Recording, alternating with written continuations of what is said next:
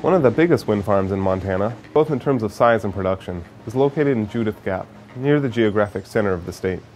The Judith Gap wind farm generates 135 megawatts from 90 turbines, about enough to power 30,000 homes, and it employs 10 people from the nearby town of Harlowton.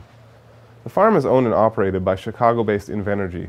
The turbines are built by GE, the blades are manufactured in Brazil, and part of the farm is on state land, all making for a multinational, multi-organizational wind farm in the heart of Montana.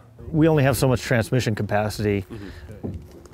We have right now 135 megawatt output.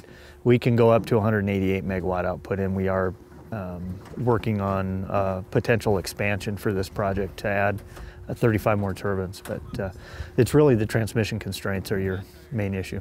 The other problem with wind power, as we saw for ourselves, is that sometimes the wind just isn't blowing.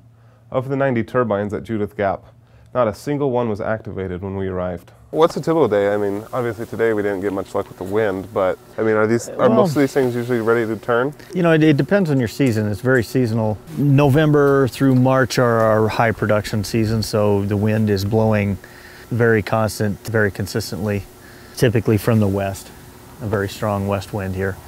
June through September, the winds really die down quite a bit. You get a lot of days like this. Modern wind turbines are extremely efficient. However, the blades won't spin in just any breeze. Sensors on each tower monitor conditions and automatically determine whether or not the wind is strong and steady enough to turn the blades. There's sensors on the back, the wind speed sensor and the wind direction sensors. Once there's enough wind to engage those sensors, the computer just snaps to life, and if it needs to turn the head, it'll turn the head into the wind and pitches the blades, and away it goes. So is there like a minimal wind speed that usually? Where you'll see it start to turn. Yeah. Won't necessarily be producing a whole lot of power at that point, but. Is there an optimal speed, or is the faster better? I would say where these things run their best is probably in that 25 to 30 mile per hour wind. Yeah, so it looks like these are the transmission lines that go out to what, Billings and Great Falls? Yeah, Northwestern Energy's line connects the Broadview substation to the southeast and Great Falls to the northwest. I believe Northwestern Energy's peak load or maximum load across the state is about 1,600 megawatts, and we're 135 megawatt output here, so we're about 7%. Most people probably don't think about Montana very often.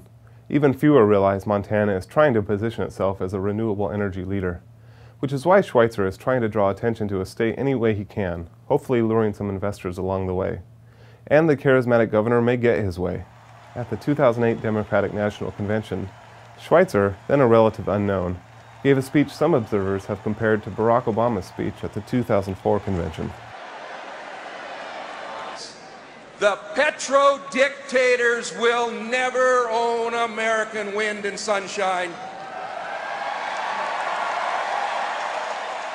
You got kind of a lot of attention for the speech you gave last year at the Democratic National Convention. Has that, that probably introduced you to a lot of people who didn't know a lot about Montana before.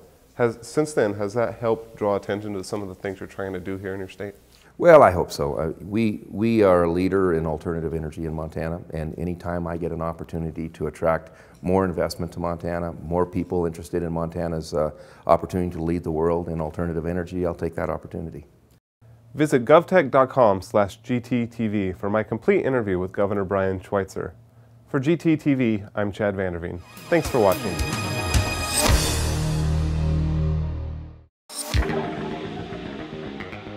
Let's go in chronological order. Let's say, when did it start?